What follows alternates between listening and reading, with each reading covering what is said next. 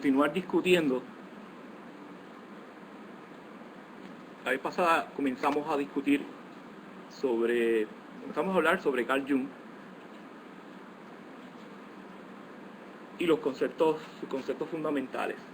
Así que hoy vamos a ir sobre varios de los conceptos, no vamos a poder tratarlos todos, pero vamos a tratar de que sea un buen número de ellos, para que usted pueda, de cierta manera,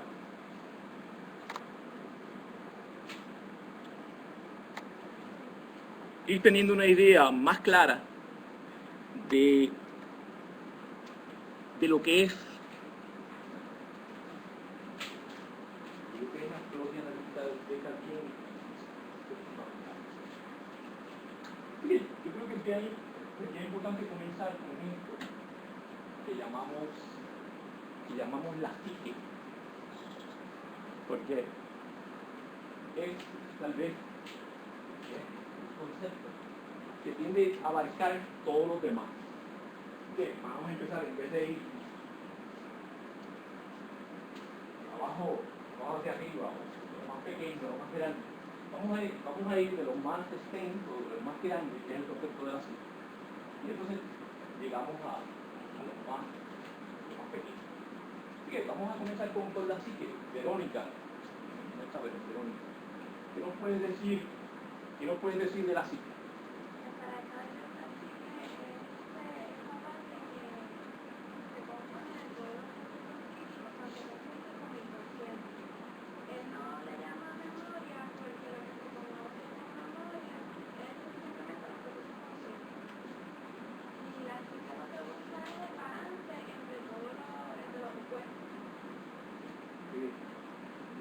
¿Algo más sobre la psique? Así que para Jung la psique es en realidad todo lo que somos. Incluye lo consciente y lo inconsciente. Incluye el inconsciente personal, el inconsciente colectivo, los arquetipos, todo lo que nosotros podamos hablar está incluido ahí. Y me dices que el principio fundamental de la psique, ¿cuál es? ¿Cuál es el principio uno de los principios importantes de la psique?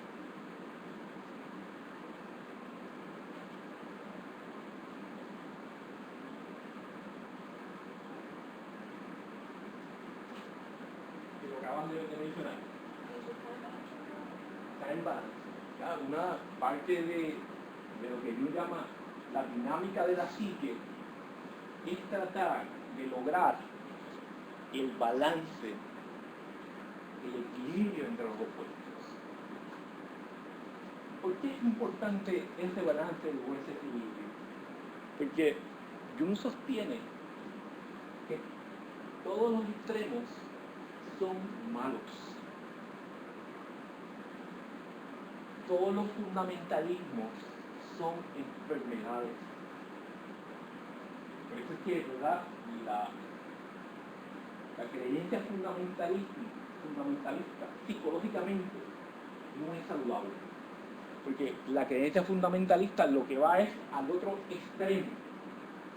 Y de esa misma forma, el que se opone de forma radical al fundamentalismo, que está al otro lado, necesita que moverse también a la mitad, no al centro, para entonces poder ser una persona más saludable. Así que en ese sentido, el desbalance emocional, la neurosis, la enfermedad mental, es realmente producida por la tendencia de la psique de irse al extremo. Ahora, de forma interesante, esa es una tendencia natural de la psique. Nosotros, por naturaleza, tendemos a irnos a los extremos. Y es por eso que necesitamos reconocerlo, hacernos conscientes de que estamos en uno de los extremos y tratar de balancear. Ejemplo, si usted es extremadamente introvertido, usted está manifestando una de las tendencias de la psique de irse a uno de los extremos. ¿Y qué usted tiene que hacer? tratar de ser menos introvertido, moviéndose hacia el otro polo, que es la extroversión. Si usted se mantiene toda su vida como una persona extremadamente introvertida, usted no desarrolla todo su potencial. Uno de los principios fundamentales de Jung, de cuando estamos en un extremo, mirar al otro lado y decir, me conviene, es saludable moverme, empezar a caminar hacia el otro lado. Y esa tensión entre los opuestos es lo que produce, de acuerdo a Jung, el proceso de crecimiento.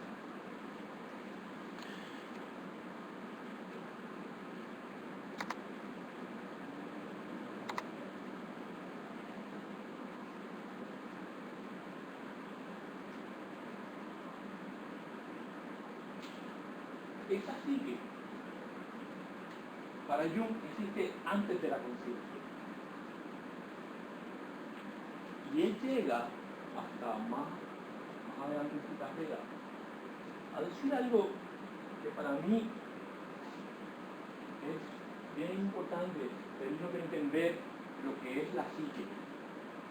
Jung dice, la psique no es algo dentro del individuo, pero el individuo es algo que existe dentro de la psique.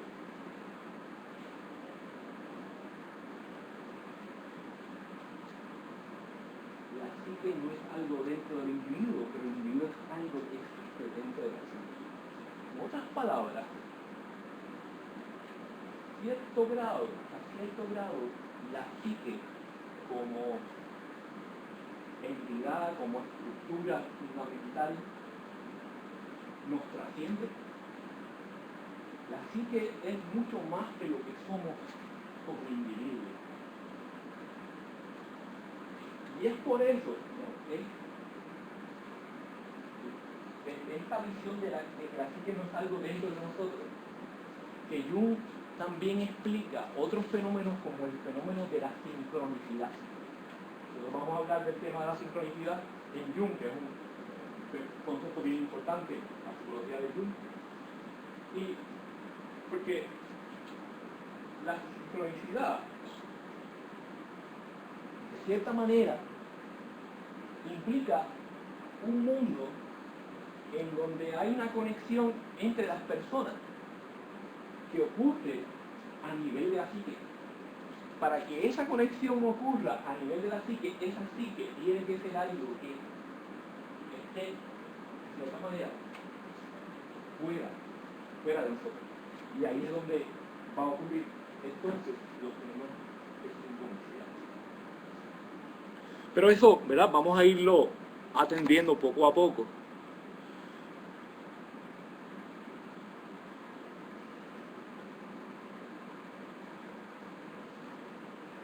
Otro de los principios, otra de las características que Jung ascribe a la psique, es que él señala que la psique es un sistema que se autorregula ella misma. Es un self-regulating system, como el cuerpo. Cuando el individuo, ¿verdad? Como mencionamos, cuando el individuo está en un extremo, tiene entonces la psique hace algo para que ese individuo trate o tenga, ¿no?, cierto grado de equilibrio. Es por eso que Jung dice que a él le preocupaba cuando un paciente llegaba a su oficina y decía, hoy estoy bien contento, hoy todas las cosas me han salido bien. Y un dice, pues empieza a preocuparte. Porque, ¿qué ocurre? La psique, en su esquema de autorregulación, es posible, es probable que muy pronto te lleve por otro lado. Y que las cosas no empiecen a pasar tan bien como están, ¿verdad? Están pasando en el futuro. Así que, si uno se mueve, ¿verdad?, dentro de esta visión del mundo, ninguno de los extremos son buenos. Es decir, el extremo de la felicidad absoluta completa no es bueno, ni tampoco el otro lado la depresión constante y la tristeza sólida.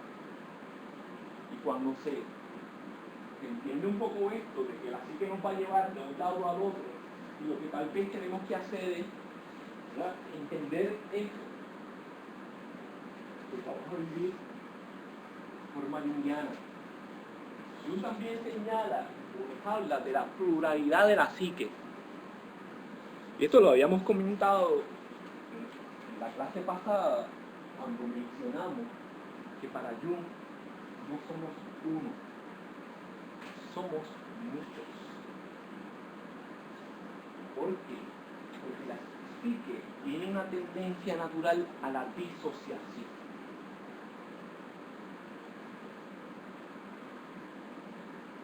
En cierto sentido, ¿verdad? Diríamos que somos legión, ¿no? Somos legión, somos muchos. Y esto lo vamos a ver, y usted lo va a ver cuando empezamos a discutir otros conceptos como complejos, arquetipos, que son partes que se pueden comienzan a comportarse de forma independiente dentro de la psique. Y es por eso que en algunas ocasiones usted se puede comportar totalmente opuesto a lo que usted es como persona.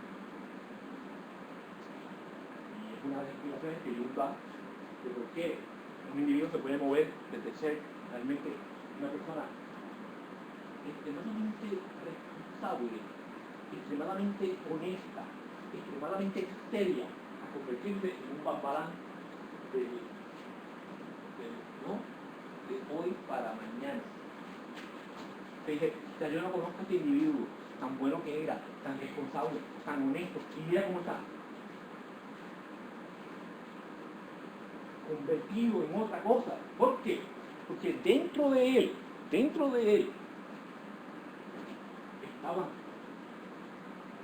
estas personalidades.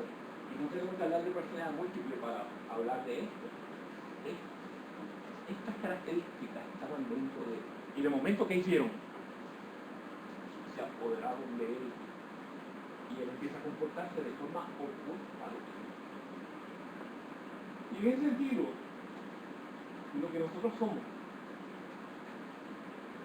es realmente complejo. Cuando usted trata de contestar la pregunta de quién yo soy y trata de añadirse respuestas y trata de responder a eso, no es sencillo, porque desde el punto de vista de la psique, usted no es solamente uno, usted es muchos individuos, muchas personas, muchos complejos expresándose de vez en cuando. Y es lo que hace que usted se confunda en ocasiones y no pueda contestar esa pregunta claramente.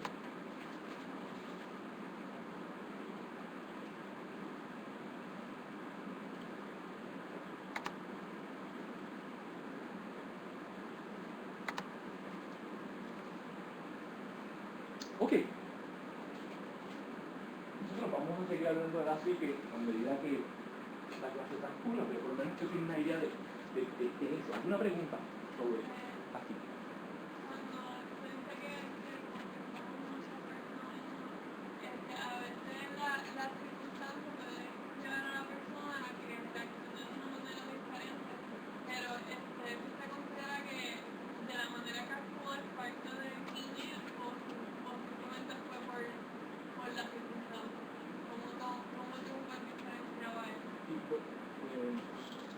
Una pregunta que tal vez no contestó directamente, pero sí, él lo veía como realmente una colaboración de ambas fuerzas, ¿no? de ambas, tanto del ambiente como de las estructuras internas del individuo. Y las circunstancias, sin duda, van a afectar, y no estaría de acuerdo. Jung le daba también muchísima importancia a la cuestión social y cultural y cómo eso afecta nuestra personalidad. Pero también nosotros tenemos una responsabilidad de responder de determinada forma, tenemos cierto control de responder de determinada forma. Lo importante para Jung era estar consciente, porque el problema de comportarnos de manera opuestas a lo que somos, sin darnos cuenta, es que no estamos conscientes de eso. Por ejemplo, cuando nos da un coraje, te dan coraje, Y hay personas que los corajes los expresamos de diferentes formas. Hay personas que casi nunca le dan coraje. Yo diría, hay que preocuparse, hay que darle terapia, porque no es normal que a usted no le dé coraje. ¿Qué es lo que usted está haciendo? Bueno, usted está, de esta manera, no reconociendo una parte de su ser, de su psique, que es una parte violenta, que es una parte hostil, que es una parte donde está el coraje. ¿Y usted qué ha hecho?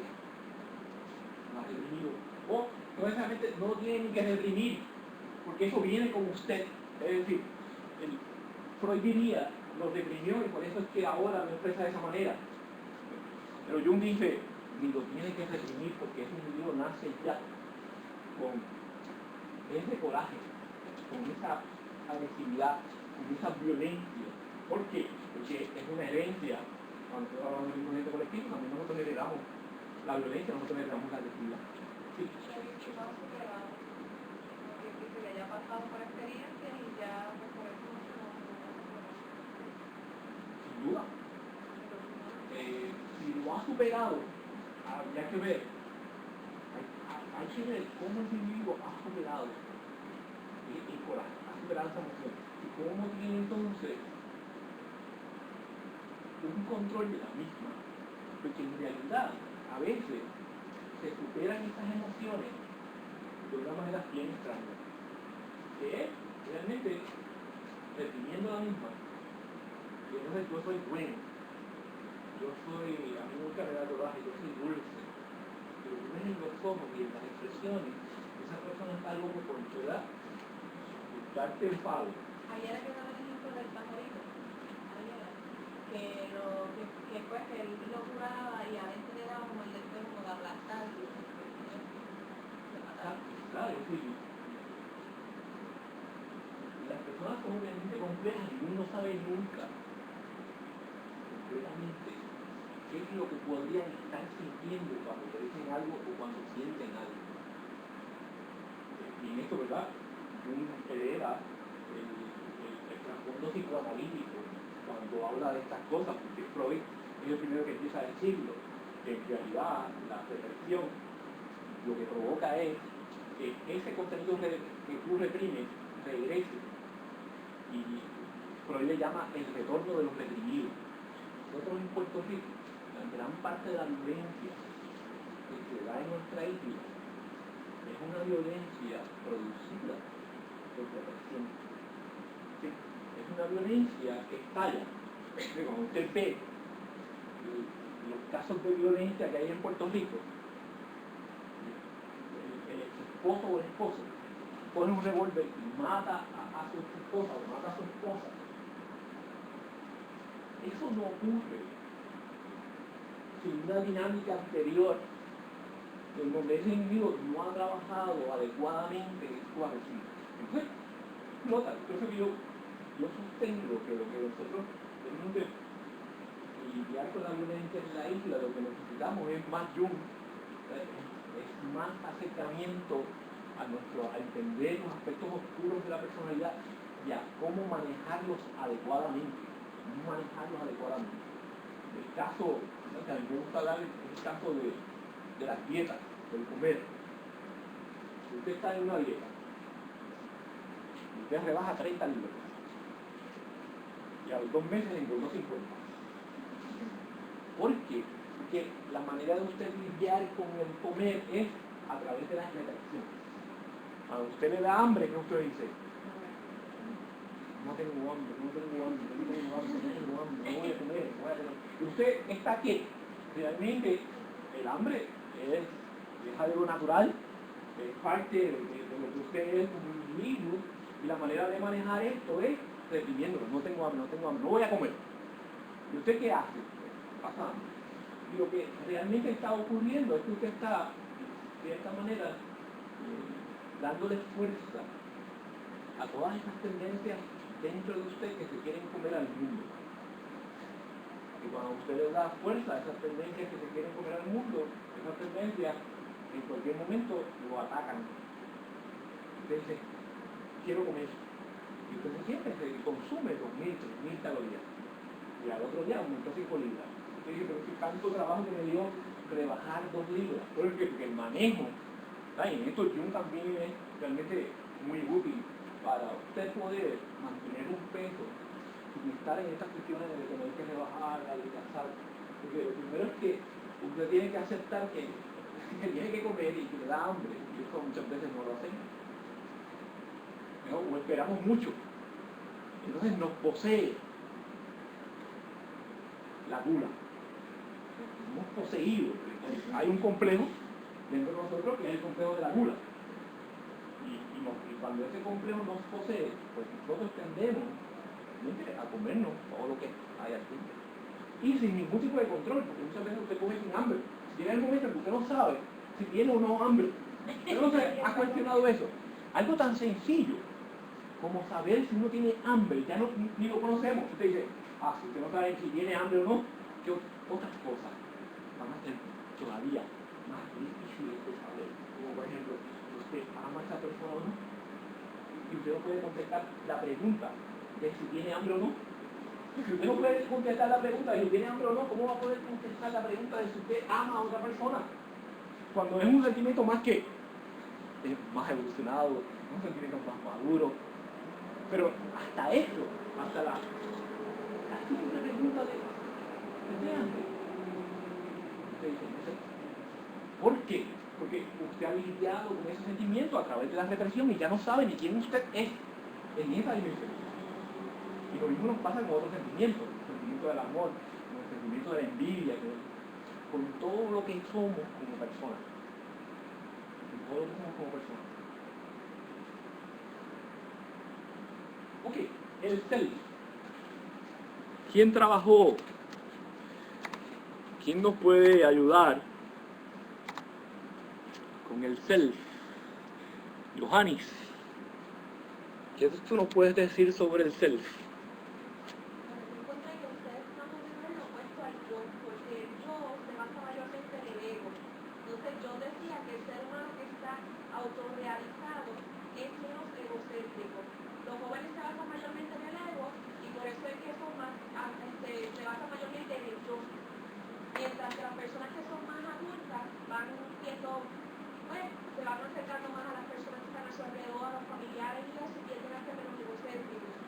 También dice que cuando el inconsciente está de reducir, puede provocar un cambio en el comportamiento de la persona. Muy bien. Así que, ¿qué es esto del self? Y como Johannes nos dice, más una diferencia entre lo que es el self y muchos teóricos de la personalidad no lo hacen. Muchos teóricos de la personalidad, de Sigmund Freud, realmente de lo que nos hablan es del ego. Como se traduce al español el yo. Y lo que Freud hablaba era del ego. Y el ego en Freud era la estructura más que, ¿sabes? Era la estructura consciente, era la estructura madura, era la estructura más desarrollada. Sin embargo, en Jung, el ego es parte del problema. El ego es parte del problema. Y es por eso que él trae al self una estructura que usted va a ver que es difícil de entender.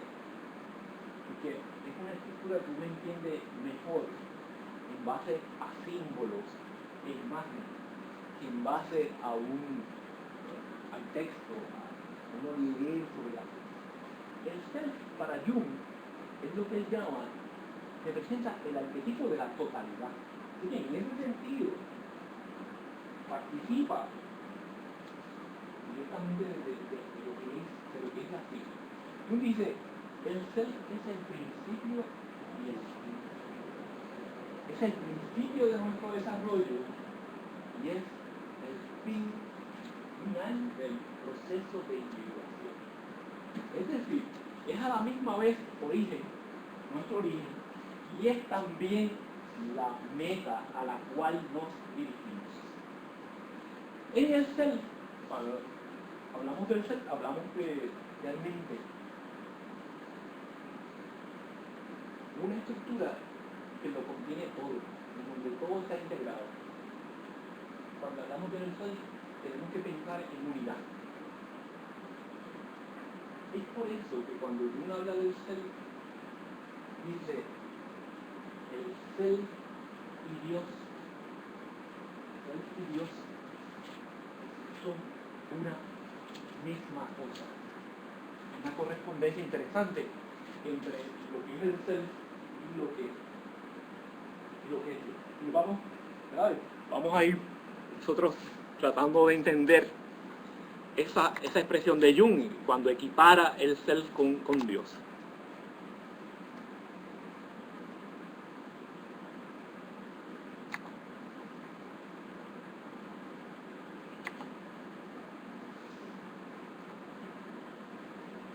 Miren, esta manera que viene Jung de definir el self. Intelectualmente, el self es un concepto psicológico, un constructo que nos sirve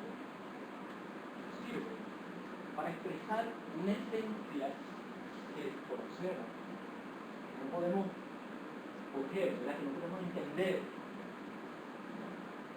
Y por definición trasciende nuestros poderes de comprensión.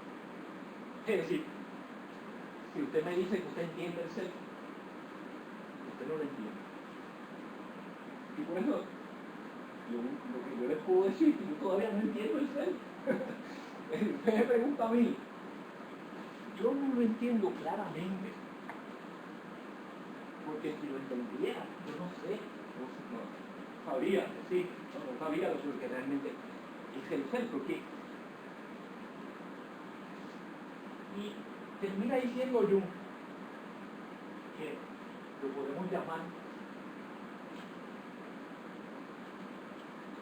el Dios que está dentro de nosotros. Y esa relación entre self y Dios la vamos a ver a través de muchos, ¿verdad? De la psicología de la religión de Jung.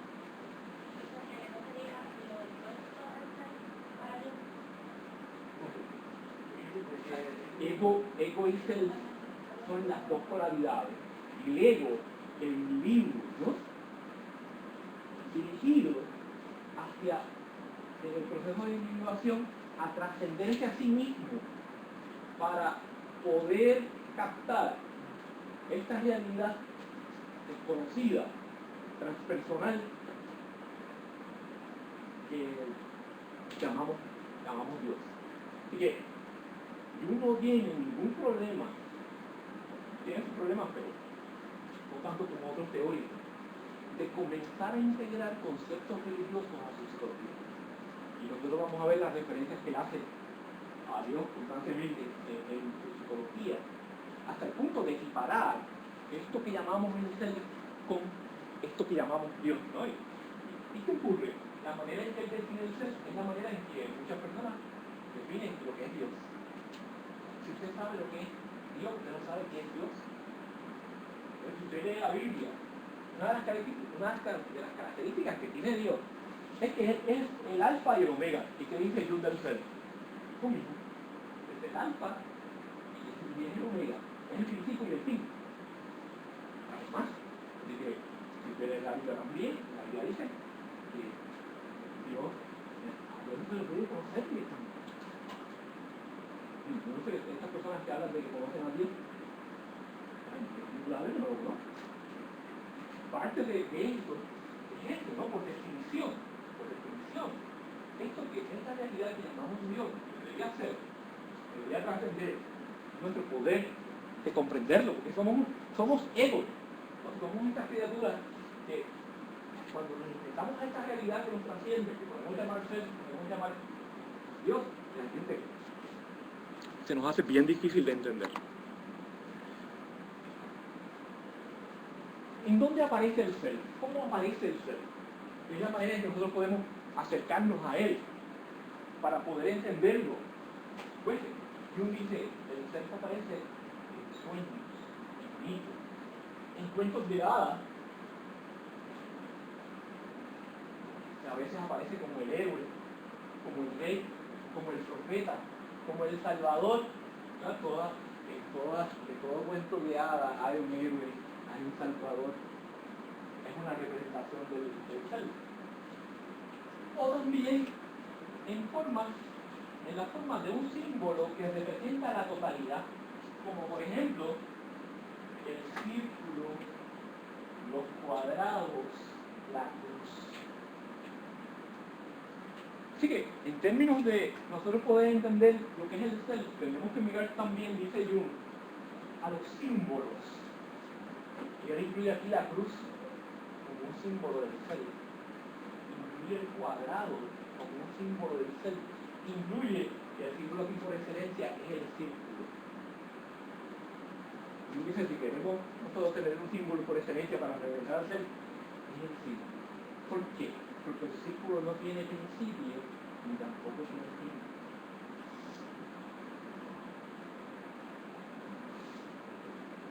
También dice Jung que el self representa la unión de los opuestos. Es en el self en que nosotros podemos trascender, es a través del self que los opuestos pueden ser trascendidos. Es una de las problemáticas, ¿no?, que confronta al ser humano, el enfrentarse a los opuestos y el cómo manejar los mismos de forma negativa. En el Oriente le llaman al self, dice Jung, el Tao. ¿Usted ha escuchado hablar del Tao? En el Oriente, la filosofía china, le dice que usted lo que tiene que, la meta suya es, el proceso de desarrollo es estar en el Tao.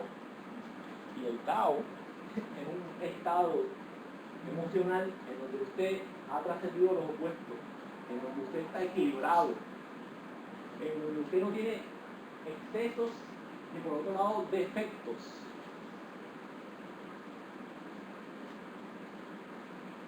Eso es el self. Ya habíamos hablado del inconsciente personal la vez pasada, tal vez podemos repasarlo rápidamente.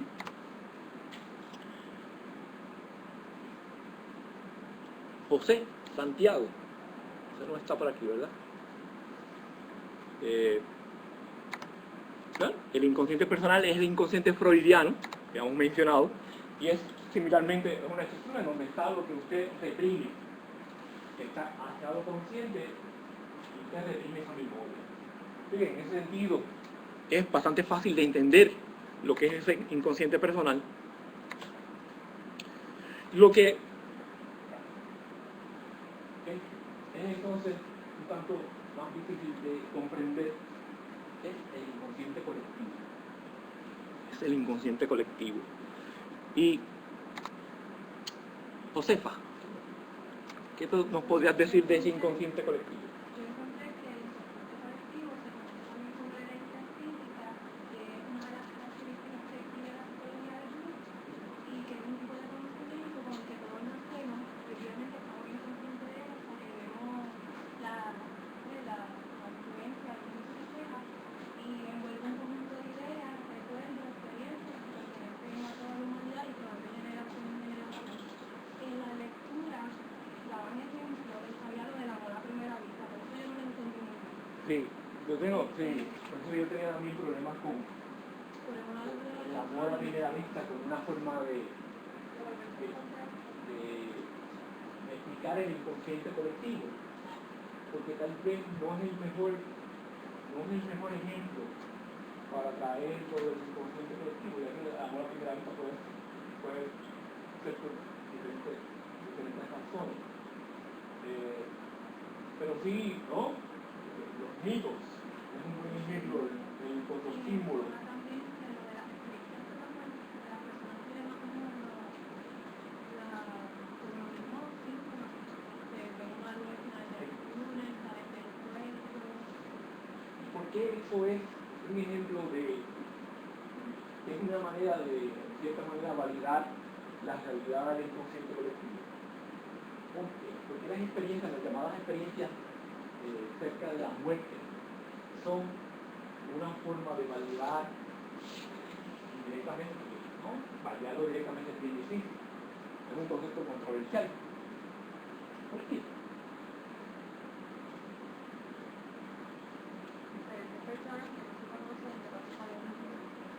Ok, muy bien. Es decir, estamos hablando de personas que a través de alrededor del mundo no se conocen y empiezan a tener la misma experiencia.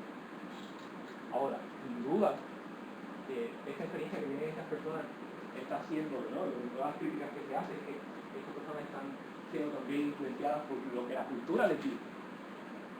Y ese es el de luz que ellos ven. En algunas ocasiones se dice que es un ángel de la guarda, en otras ocasiones se dice que es Dios, en otras ocasiones se dice que es la Virgen María, en otras ocasiones se dice que es no, la figura que ellos consideran que debe venir a darles la bienvenida, debe recibirlo en el mundo espiritual. Pero sí, ¿verdad? Es sin duda interesante el hablar de el que esas experiencias se den a través de todas las culturas.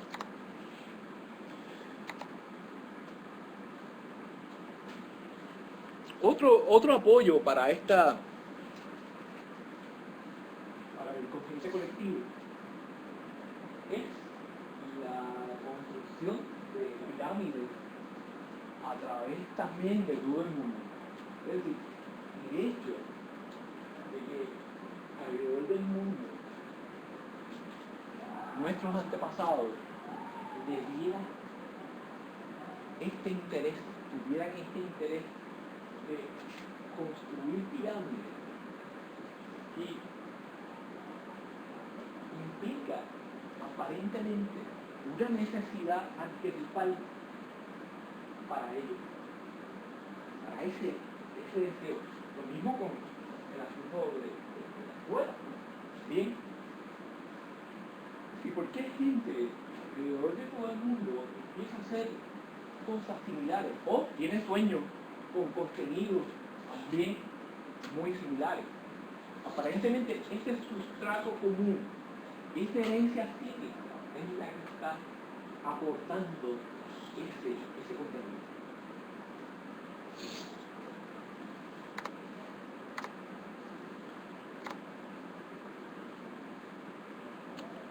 Vamos entonces a los arquetipos, que en realidad, ¿verdad?, van a ser,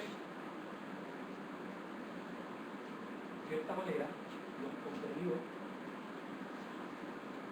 que están en ese inconsciente, el material que adquiere en ese inconsciente colectivo. Aquí teníamos cubriendo el concepto de arquetipos. ¿Teníamos a alguien? ¿O teníamos los varios arquetipos? A ver. Bueno, no teníamos a nadie. Pero sí teníamos... Ok. Hablamos entonces de los arquetipos. Jung los define como unos patrones de percepción psíquica y entendimiento comunes a todos los seres humanos.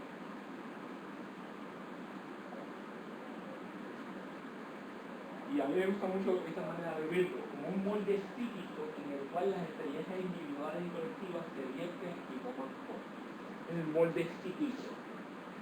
Es por eso que tenemos arquetipo de la madre, arquetipo del padre. Es el molde psíquico en el cual las experiencias individuales y colectivas sobre estas figuras, arquetipo del niño, las experiencias individuales y colectivas sobre esas figuras se vierten aquí.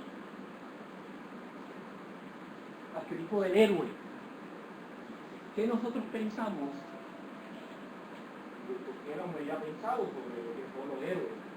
¿Qué la humanidad ha pensado sobre lo que son las madres? Lo que es el padre, sobre lo que es el arquetipo del rey, el hombre viejo sabio. Y eso entonces son imágenes que van a ser heredadas.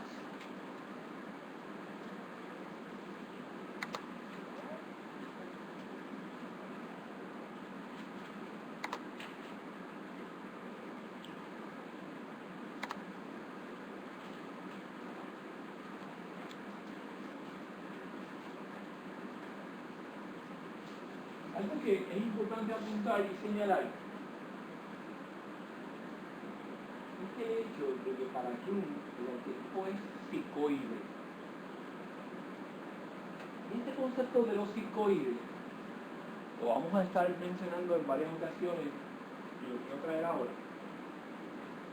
Es que para Jung el arquetipo participa tanto de la dimensión de la mente como de la dimensión de la materia. El arquetipo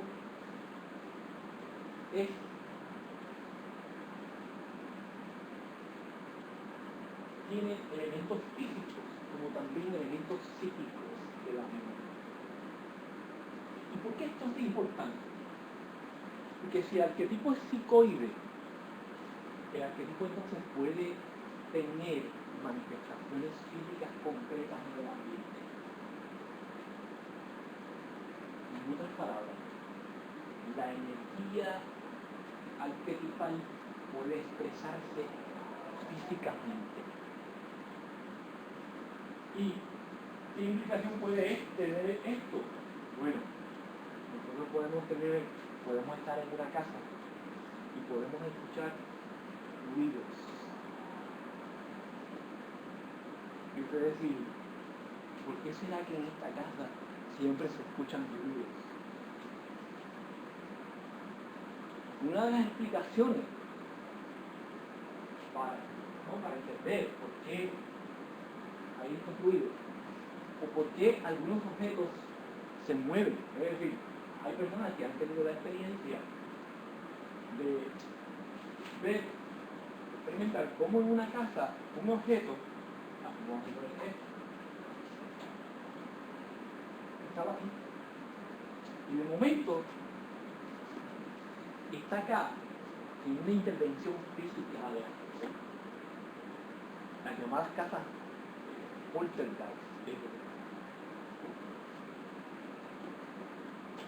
Puede ser explicada a través del hecho de que los arquetipos son psicoides y pueden entonces manifestarse en la mente. ¿Y por qué ocurre eso? Bueno, en la mayor parte de los casos tenemos un ambiente emocionalmente cargado que puede llevar a manifestaciones y constelaciones del arquetipo. Ejemplo, la muerte. Un familiar de una persona muere y en ese momento en que ese familiar de la persona muere, la persona que está no vive en el mismo sitio que el familiar, puede vivir a cientos, miles de millas de distancia, escucha, abre la puerta, entra a la casa y recibe una llamada diciéndole que el familiar acaba de morir. Y usted dice, eso es casualidad, una coincidencia, fue un niño que tocó y salió corriendo. O la persona se inventó el que estaba tocando, no había nada. Se puede explicar eso de diferentes maneras. Una manera de explicarlo desde el punto de vista junguiano es que aquí tenemos la constelación de un arquetipo que se está manifestando en la actividad física y esa actividad física está siendo producido por esa misma energía del arquetipo. ¿Y cuál es el arquetipo que está constelado en este caso? ¿Ah? La muerte es un arquetipo realmente con una intensidad y un poder tremendo, ¿no? Que si hay un arquetipo poderoso del cual nosotros podemos hablar, es el arquetipo de la muerte, como un arquetipo con una energía realmente poderosa. Y cuando algún ser querido se muere, la persona experimenta la muerte de un ser querido, los fenómenos arquetipales, las constelaciones de ese arquetipo se pueden dar de diferentes maneras. Sí, esto es un ejemplo de cómo el arquetipo, de por qué uno habla de que el arquetipo es psicoide. Incluso usted va a leer en las memorias sueños, pensamientos, varias experiencias con relación a esto de las manifestaciones arquetipales ¿no? Las manifestaciones arquetipales y cómo esto influye en lo físico. Él en algún momento estaba en la cocina y un cuchillo, hay un ruido fuerte, y cuando mira, un cuchillo enorme que había en la cocina se partió por la mitad. ¿Sabes que para que un cuchillo se parta en la mitad? Algo bien fuerte de ocurrir. Y él nunca pudo explicarse ese fenómeno de ese cuchillo que partió. Tú tenías una pregunta.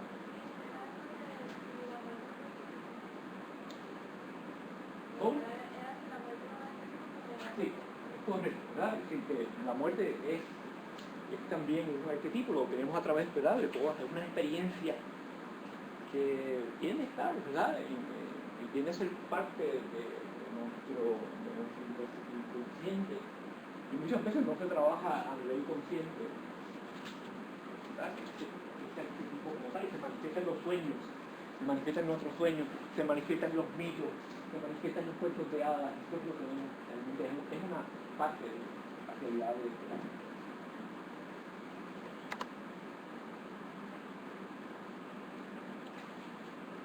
Bien, nosotros habíamos hablado ya un poquito, bastante del ego. Iliana nos puede decir algo más del ego, ¿sí?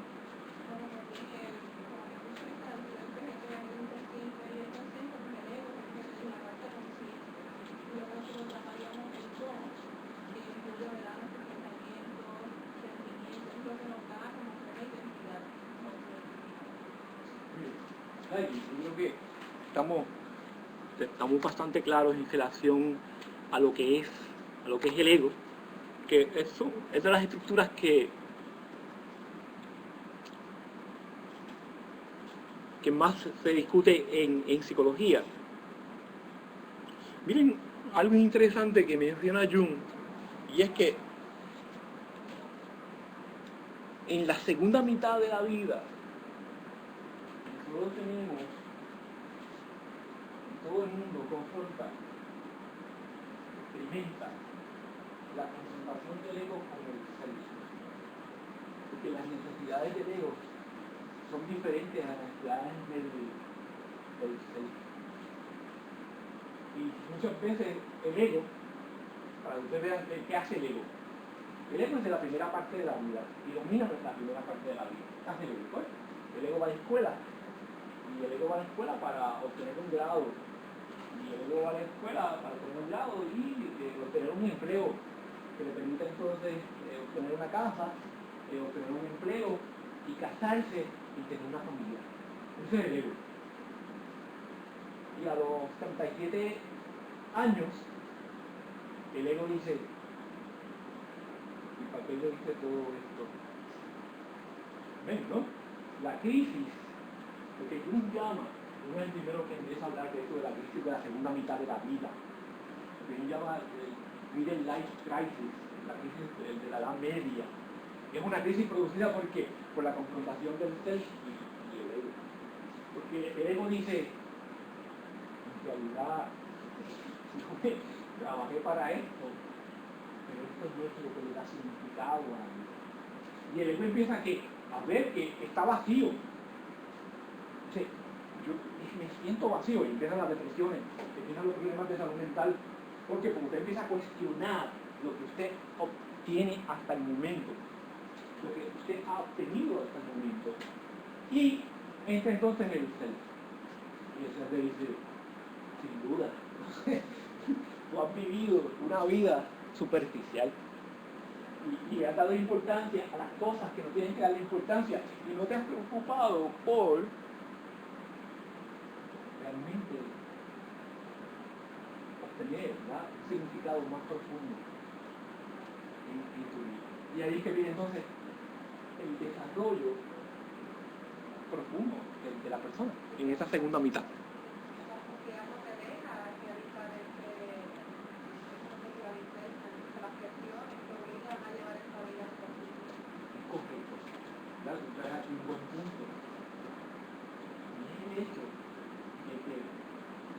último caso, la presión social es la que te obliga a mantenerte en la dimensión del ego. Y cuando tú tratas de cuestionar esto, ocurre entonces un proceso y mucha presión de parte de la sociedad, de parte de la familia. Pero ¿cómo tú vas a hacer esto? Pero si tú después que has trabajado por esto, lo vas a dejar. Y esa misma presión es la por la cual la persona tiene que trabajar. Jung hablaba, cuando nosotros vamos a estudiar, después que estudiemos Memoria, Sueños, Pensamientos, el segundo libro que vamos a estudiar es el libro rojo de Carl Jung. El libro rojo de Carl Jung es un documento, ha sido llamado el documento más importante de la psicología, el documento inédito más importante de la psicología, fue publicado el año pasado. Y es un documento en donde, una especie de diario, en donde Jung describió lo que él experimentó al tener una crisis de la edad media. Y él se confrontó con esta presión de la sociedad y él llamaba a esto, lo llamaba como el espíritu de los tiempos versus el espíritu de las profundidades. Es decir, el espíritu de los tiempos, la sociedad que le decía, no, que mantente tu trabajo, mantente la universidad, sigue haciendo lo que estás haciendo porque lo llevas bien, cuando en realidad él necesitaba algo mucho más que eso. Y ese es el espíritu de las profundidades, y es lo que lo lleva a él a desarrollar su psicología, más allá de cualquier otra cosa. Complejos. Vamos entonces a la estructura de los complejos. ¿Quién estaba trabajando? ¿Quién trabajó los complejos? Stephanie, ¿qué nos puedes decir de los complejos?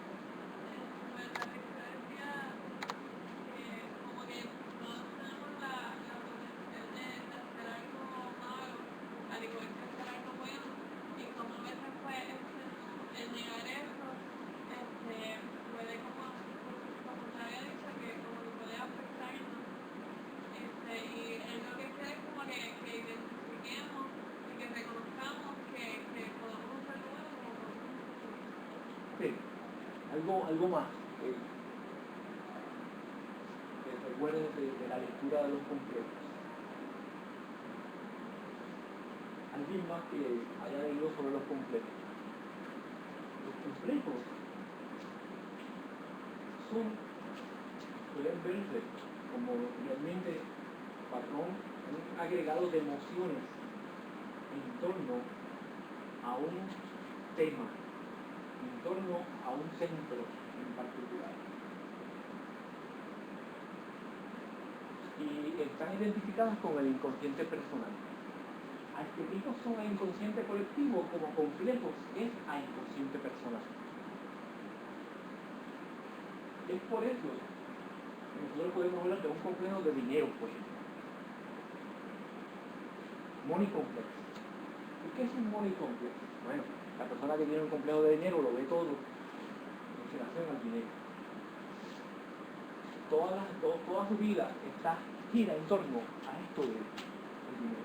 Él economiza el dinero, él no quiere gastar mucho dinero, él es un tacaño, es un avaro. No, él es el money complex.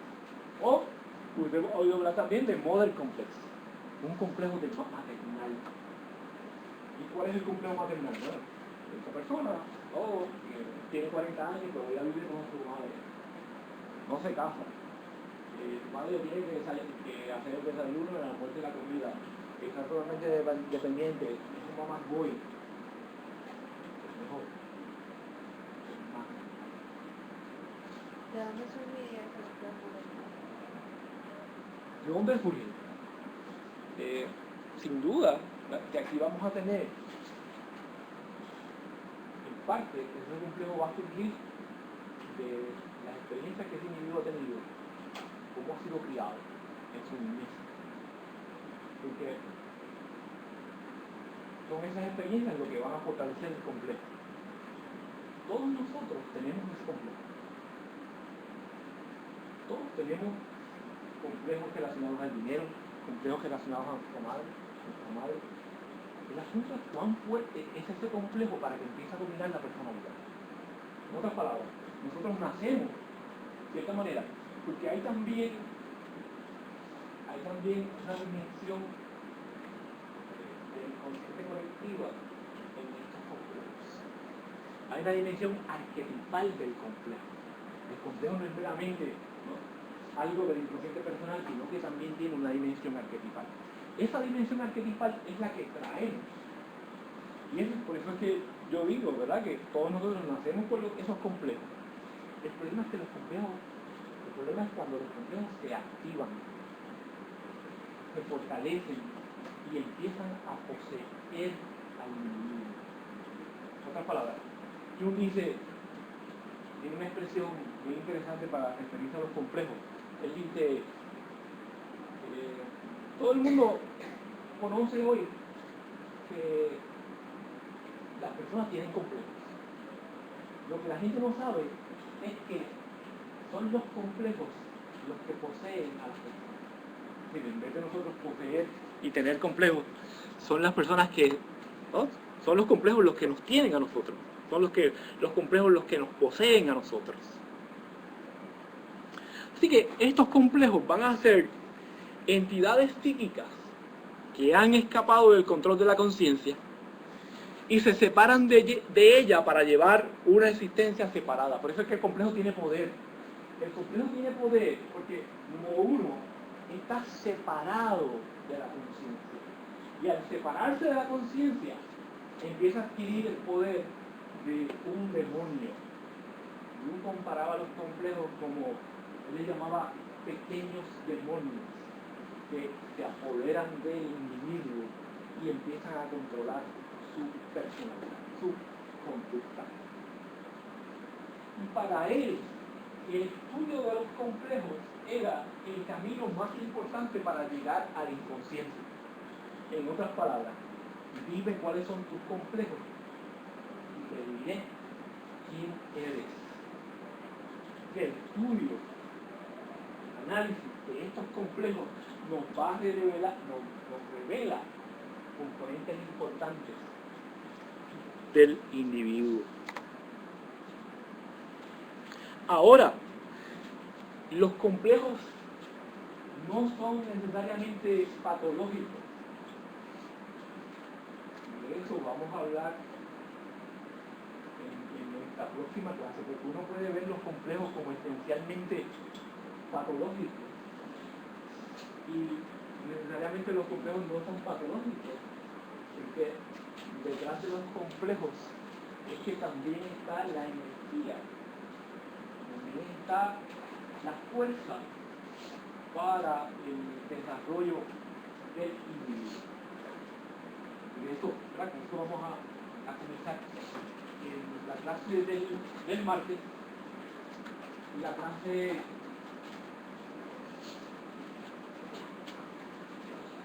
del martes va a ser presencial también, ¿no? Nosotros desde la próxima semana nos reunimos martes presencial, jueves en línea. Y eso va a ser nuestro calendario, a menos que tengamos que cambiar y lo avisamos con explicación. Así que tengan buenos días y disfruten el fin de semana.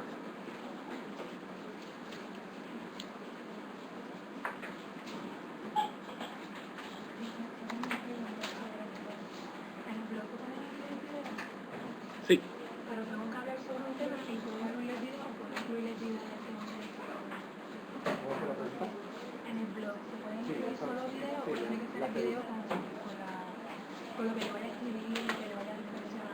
Bueno, la idea es que usted puede hacer referencia al video. No necesariamente lo tiene que incluir, pero como decirle, este video y a la dirección no se lo está bien.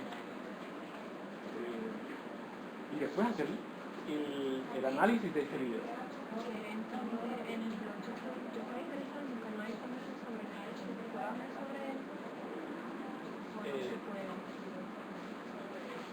o hablar sobre el concepto que me tocó explicar de Eso podría ser un mejor tema, ¿no? El concepto que usted utilizó, explicarlo más y desarrollarlo. Ya podría ser entonces una la actitud. presentación que usted estaba dando hoy, ¿esa sería? No está, pero la vamos a poner. Sí.